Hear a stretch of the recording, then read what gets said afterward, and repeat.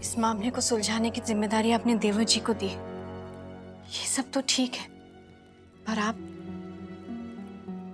यहाँ से जा क्यों रहे हैं बक्सी जी? रोड़ंग के अधिपति होने के अलावा आरोपी के साथ पति और पत्नी का रिश्ता है, इसलिए मैंने फैसला किया है कि जब तक गदाधर इस जांच की जिम्मेदारी को संभालेगा, मैं रोड़ंग में नहीं रहूंगा, जिससे कि पक्षपात की कोई संभावना ही न बचे। कहीं ऐसा तो नहीं कल्याणी पर आपका जो विश्वास है, कहीं उसके टूटने का डर तो नहीं है आपको? इस सच से भाग तो नहीं रहे हैं आप?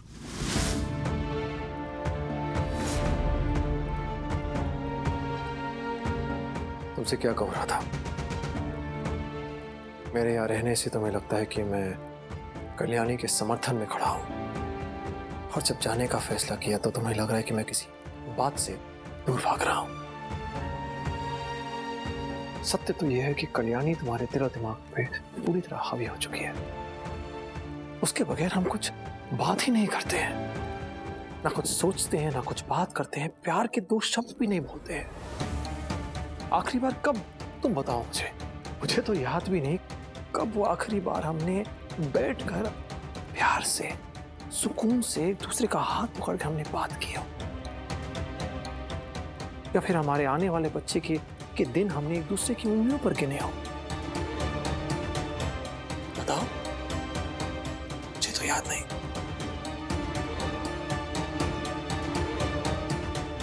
राधा, कल्याणी पर ना सही,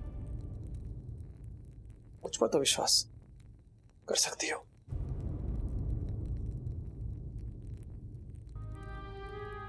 आप पर तो विश्वास कभी खोया ही नहीं बक्सी जी, और मैं ये भी जानती हूँ कि आप पूरी कोशिश कर रहे हैं कि किसी भी सूरत में किसी के साथ भी कोई नाइंसाफी ना हो। और आपने जो 4 दिन यहाँ ना रहने का फैसला लिया है, उससे तो यह साबित हो जाता है कि आप भी चाहते हैं कि कल्याणी अपनी लड़ाई खुद लड़े, बिना आपके सहारे के। राधा, मेरे यहाँ जाने से मैं कुछ भी साबित नहीं करना चाह रहा। बस मुझे ऐसा लगता है, मेरा मानना है कि जब भी न्याय हो तो उस समय पक्षपात ना हो। न्याय मांगने वाले को भी आजादी मिले और न्याय दिलाने वाले को भी। बस मैं और कुछ भी साबित नहीं करना चाहता।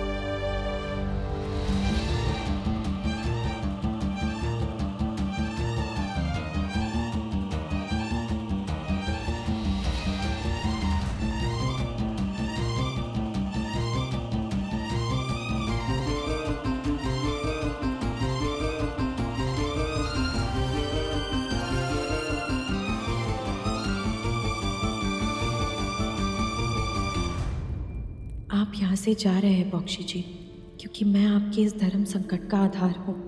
रोक भी नहीं सकती आपको। किस हक से रोको?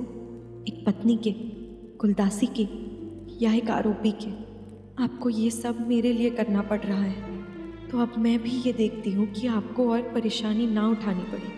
आपके वापस आने से पहले मैं खुद को निर्दोष साबित करने के साथ असली दोषियों को आपके सामने ले आऊँगी, इससे पहले कि वो हम सबके बीच दरारें डालकर इस घर को और रोड़ंग को दीमक की तरह खोखला करते जाए।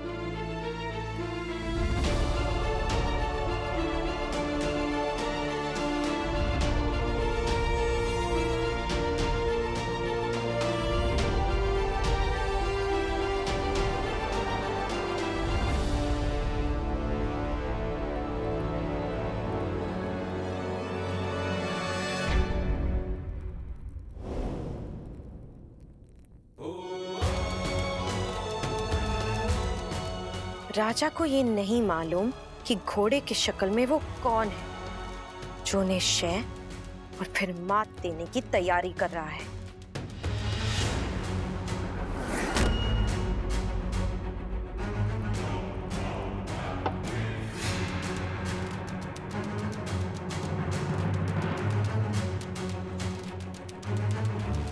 ना ही ये पता है कि वो कौन सा ऊंट है जो घोड़े के साथ मिलकर एक लंबा षड्यंत्र रच रहा है उनके खिलाफ।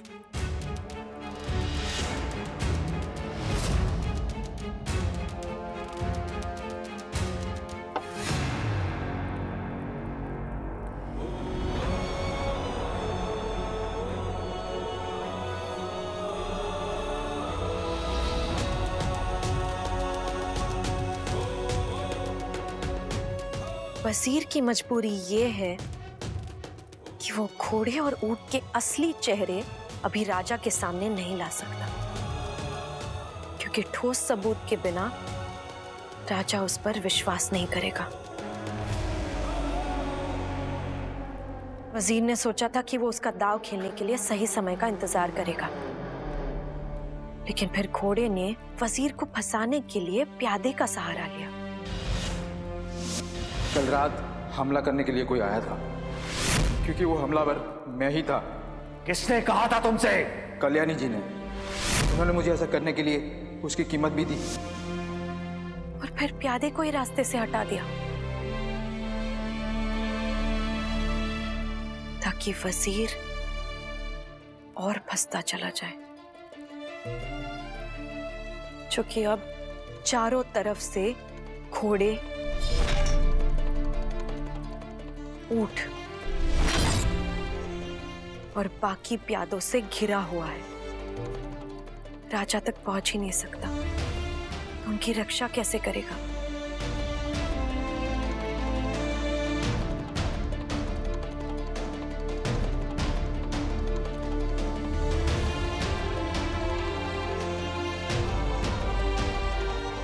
कुछ देर से ही सही, लेकिन वजीर को अब आगे कदम बढ़ाना ही होगा।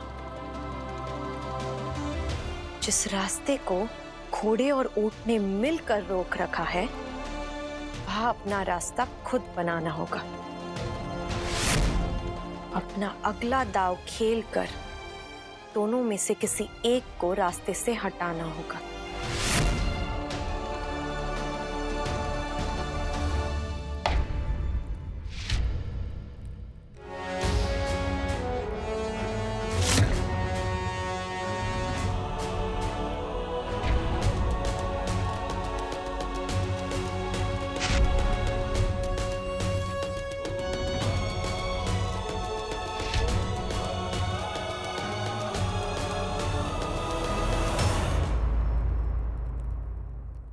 ओपा, आप जानती है ना कि वो कल्याणी जी वो रोडंग के बाहर उस किलेदार के घर गई थी। हाँ, जानती हूँ। इसमें बड़ी बात क्या हो गई? हाँ, बड़ी बात ही तो है ओपा। जाने से पहले उन्होंने किसी की अनुमति नहीं ली, ना आपकी ना आज्ञा की। बस ऐसे ही उस किलेदार की पत्नी से ही मिलने चली गई।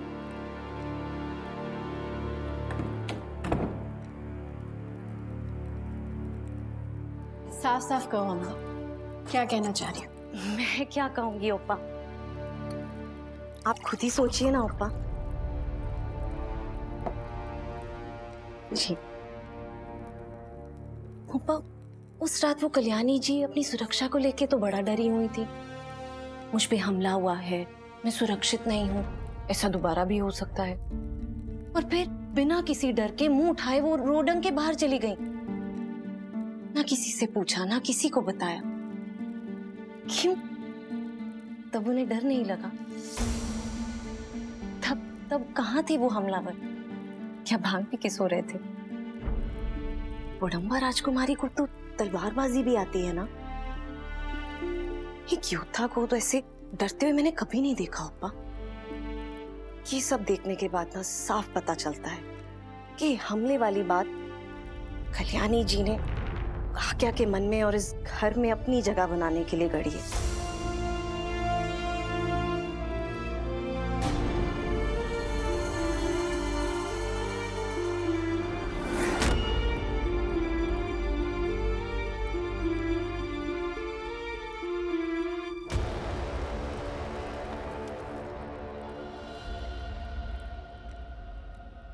क्या हुआ अम्बा?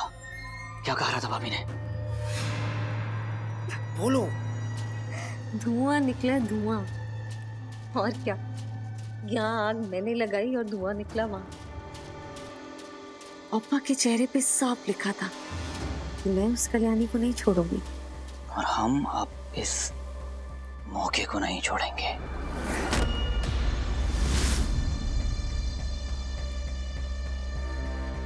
दादा रोडंग से बाहर हैं और इस किले के सारे सुरक्षाकर्मी मेरे कब्जे में। राधा भाभी उस कल्याणी को तो अपने आस पास भी नहीं भटकने देंगी। इसका मतलब बेचारी राधा भाभी आज तो बिल्कुल अकेली पड़ गई हैं। आज की ये काली रात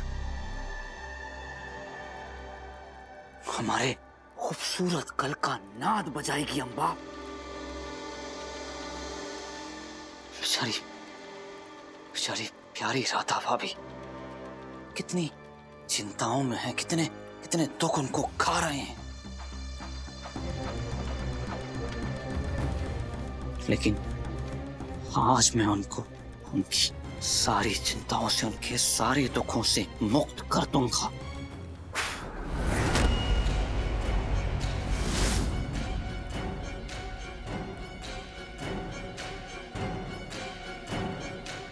इतने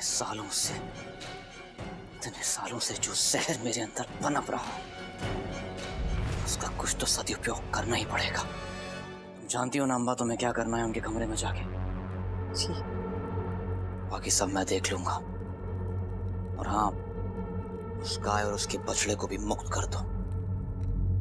और हमारे किसी काम के नहीं है। मैं भी यही सोच रही थी। भूखे हैं बेचारे, कुछ खाया नहीं है उन्होंने। मेरी मानो तो उन्हें आज रात ही खाने में विष देकर यहाँ से विदा कर दो, ताकि कहीं बाहर जाके वो मर जाए। जब तक जिंदा रहेंगे तब तक खतरा बने रहेंगे, क्योंकि बख्शी जगबंधु जी के यहाँ आने से पहले हमें सारे सबूतों को भी मिटाना है।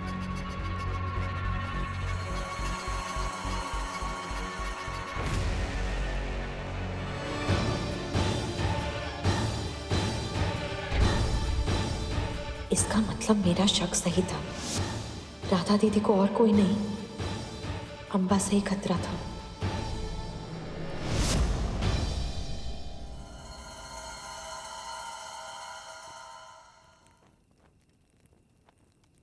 आज रात राधा दीदी को वो दोनों नुकसान पहुंचाना चाहते हैं।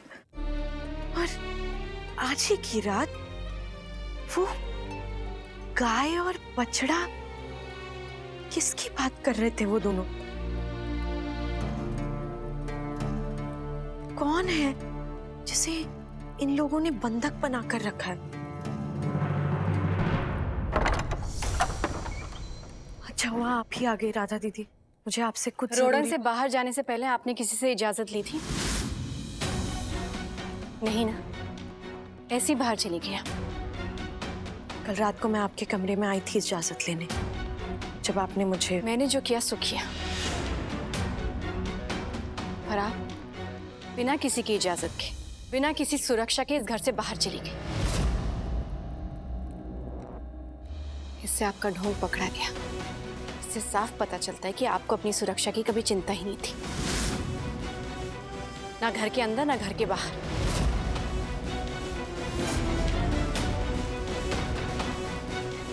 आपने ये सब नाटक सिर्फ इसलिए किया क्योंकि आप जानती थी कि बख्शी जी आपकी रक्षा के लिए जरूर खड़े होंगे। या तो यहाँ आकर आपके साथ रहेंगे या आपको घर के अंदर रहने देंगे।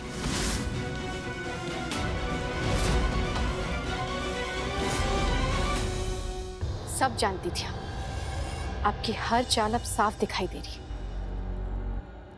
एक कुलदासी होकर भी आपने हम सबका एक मोहरे की तरह इस्तेमाल किया। मानना पड़ेगा। उस दिन तो ऐसे दिखा रही थी जैसे तुम्हें बहुत चोट पहुंची है। मेरे बारे में क्या क्या कह रही थी आप, मेरे बाबा के बारे में क्या क्या कह रही थी आप। आपकी माँ ने मेरे बारे में, मेरे चरित्र के बारे में जो कहा सो कहा। मेरे बाबा का भी कितना अपमान किया। अरे अगर इतना ही ख्याल है अपने बाबा के मान का, उनकी प्रतिष्ठा का, तो उनके नाम पे अपने करतूतों से 4 चांद क्यों लगा रही हो? होड़म्बा की राजकुमारी रोडंग में अपने छल और फरेब से लोगों का विश्वास तोड़ रही है, लोगों का घर तोड़ रही है। तुम्हारे बाबा को कितना गर्व होगा ना तुम पर। क्यों? कोई छल और फरेब नहीं किया है मैंने। मैं रोडंग में रहूं, ये फैसला बॉक्सी जी का था। जब मुझ पर झूठ बोलने का आरोप लगाया गया तो मुझे सच साबित करने का मौका दिया जाए, ये फैसला भी बॉक्सी जी का था। अपने आप को निर्दोष साबित करने के लिए मुझे जो भी करना पड़े, जहां भी जाना पड़े, मैं जाऊंगी। 7 दिनों के लिए ये अधिकार बॉक्सी जी ने ही दिया है मुझे।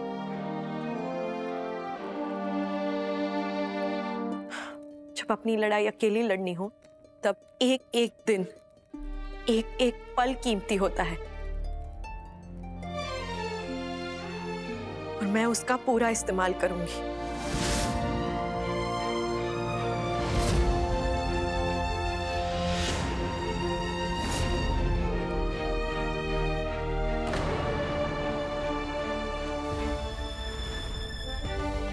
ऐसे में आपको अंबा और गदाधर के बारे में बताऊंगी तो आप विश्वास भी नहीं करेंगी।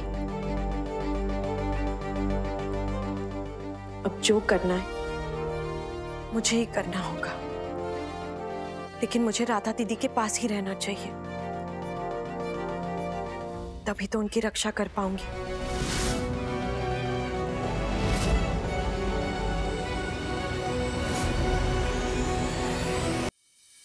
रुकिए, इसके आगे आप नहीं जा सकते।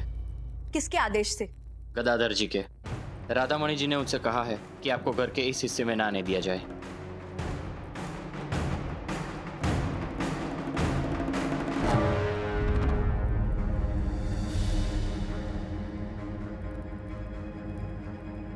राधा दीदी की सुरक्षा में खुद उनका ही आदेश बाधा बन गया है।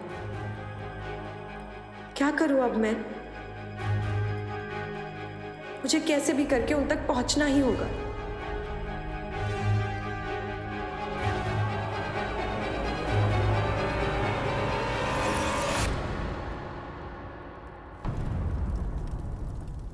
दादा रोडंग से बाहर है। राधा भाभी आज तो बिल्कुल अकेली पड़ गई हैं। आज मैं उनको सारे दुखों से मुक्त कर दूंगा। राधा दीदी की जान खतरे में है, ये तो समझ आ गया। मुझे कैसे भी करके आज रात उनके आसपास रहकर उनकी रक्षा करनी होगी। लेकिन इसके अलावा अंबा और गदाधर जो बात कर रहे थे वो क्या था? गाय और बछड़ी को मुक्त करना है, कह रहे थे कि वो खतरा बन सकते हैं। मतलब गाय और बछड़ा 2 इंसानों की बात कर रहा था, लेकिन कौन? बछड़ा मतलब बच्चा, गाय मतलब उसकी माँ। कौन है ये माँ और बच्चा जिसे गदाधर सबूत की तरह मिटाने की बात कर रहा था? वो भी इस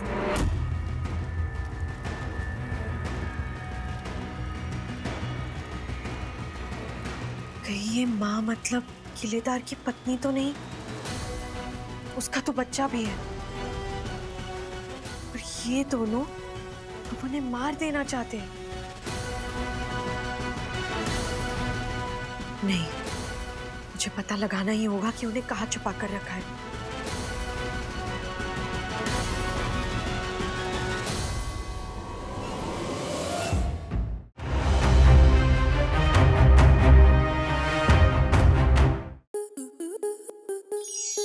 स्टार प्लस के ऐसे ही और बेहतरीन लम्हे देखने के लिए सब्सक्राइब करें हमारे YouTube चैनल को।